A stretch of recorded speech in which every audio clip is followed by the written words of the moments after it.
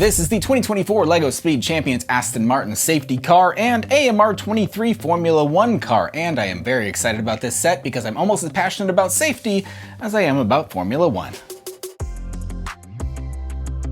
That safety comment wasn't a joke. I wore a helmet for most of my childhood, but I think most of you assume that by now, but I won't run with scissors, but we should cut to the chase. These two cars cost $45, contain 564 pieces, and I think they're both excellent. So let's talk about the good, the bad, and the ugly color of these cars, as well as their minifigures, and stick around because we even have an exclusive interview with an actual F1 driver where we'll get his opinion on this new set.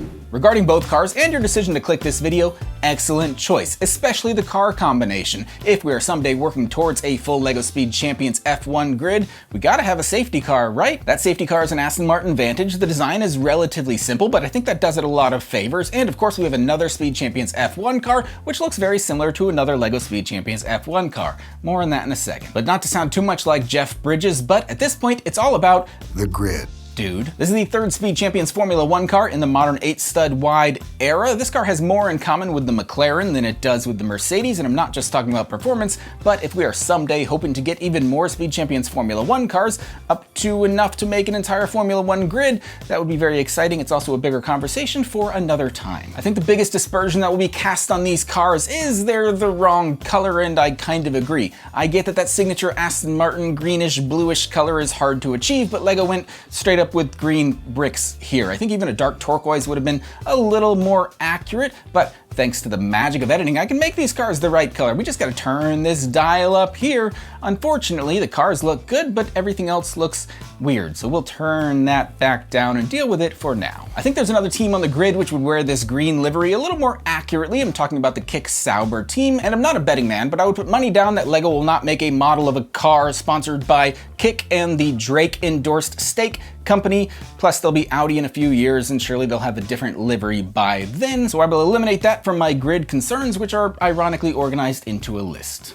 Let's take a closer look at this Vantage, just to be safe, though it may be hard to get a close look because our binoculars are currently being used as exhaust. These are not the first 8-stud wide Aston Martin Speed Champions cars. Of course, in the past we had the Vantage and Valkyrie, so technically now we've had two Vantages, which is great because it's always good to see things from multiple points of view. This Vantage was a very typical Speed Champions build. That is to say, it was very good with some really fun build techniques, like that rear windshield that snaps in at a cool angle. Of course, that rear end in bag 3 gets snotted into place with a perfect, satisfying fit. You've got normal cheese slopes meeting inverted cheese slopes. Unfortunately, no blue cheese slopes, but that's okay. I prefer Gorgonzola. When the build is finished, it looks so nice. You almost want to pull a Lance Stroll and oversteer through the gravel into the barrier just to have a chance to see it driving past you. I think this falls into the category of great simple Speed Champions sets because, in my opinion, the best Speed Champions profiles are those on cars with relatively simple curves, and the best dating profiles are those with plenty of up-to-date,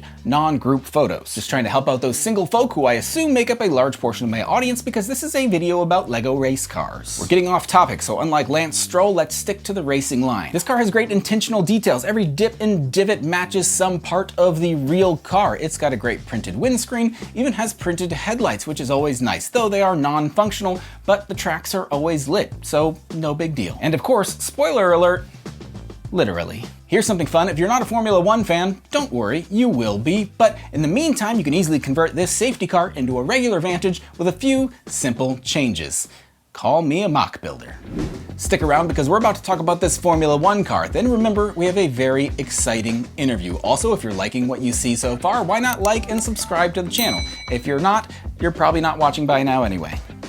Something to be cognizant of when building this AMR23 Formula 1 car. The build is identical to the McLaren released just 3 months prior, but if you're for some reason a bigger Aston Martin fan than McLaren, this build may be entirely new to you. The build is not difficult, has a simple starting point, some would say a low floor, literally, but who cares about the floor? It's beneath me. Next, body detail is built, the nose is securely pinned into place, and fittingly, after the nose comes the snot, which is used to attach the side pods, and the rear wing brings up the rear of the build, again fittingly. And here's something fun. At the start of the 6th bag, you've got a great recreation of how Aston Martin engineers get the car back after Lance takes it out for a practice session. Then you get to put it back together, hopefully in time for qualifying tomorrow, finish the build in the late hours of the night for a true simulation. Like I said, this Aston is almost identical to this McLaren, except the McLaren drivers are better looking. Just kidding, Fernando Alonso is handsome enough for the entire team. Just kidding, these two builds are almost piece by piece identical, except for slightly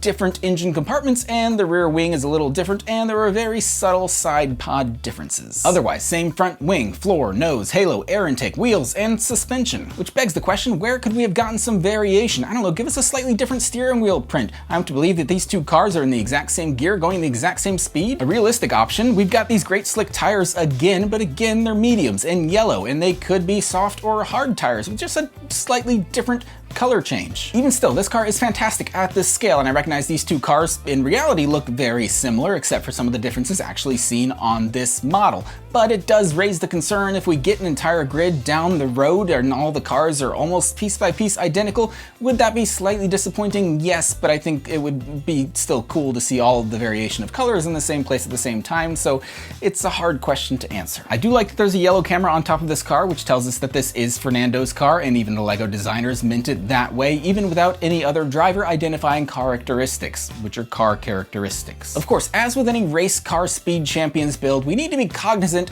of the heavy sticker application.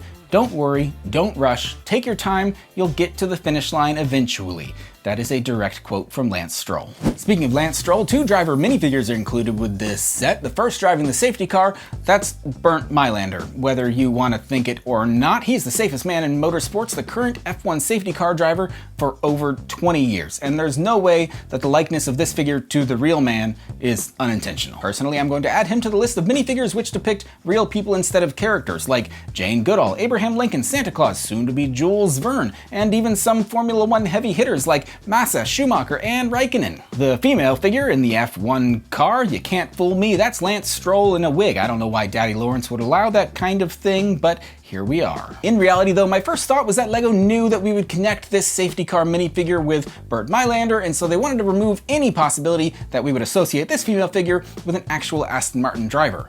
That didn't stop me though, did it? But after a little research, I now assume that this is Tina Hausman, who was recently announced as Aston Martin's F1 Academy driver just 5 months before this set came out, and I think there is enough likeness there to draw that conclusion. Alright, we finally arrived. I promised you an interview. Let's find out what a real Aston Martin Formula One driver thinks about this set. He drives for Aston Martin. He's got 3 F1 podiums to his name. His father owns the team, and his partner is Fernando Alonso, who we're talking about today. Fernando, thanks so much for joining us. Welcome. How are you? And feel free to answer in whatever language you like. Ça va bien.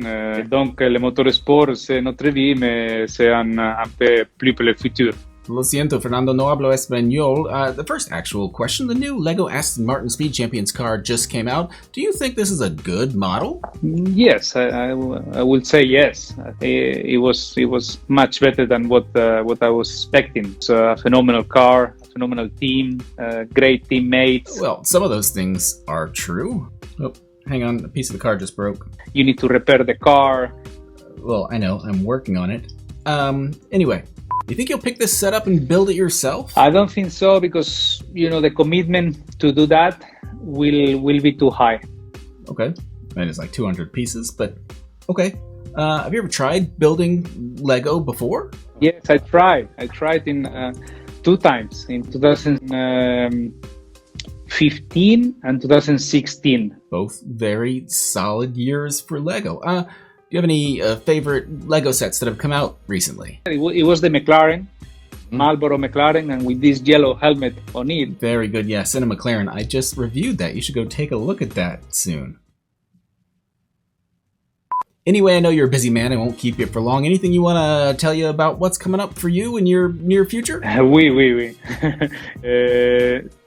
Les hypercars ou peut-être les futurs... je pense que c'est une confirmation qu'il va être allemand une autre fois.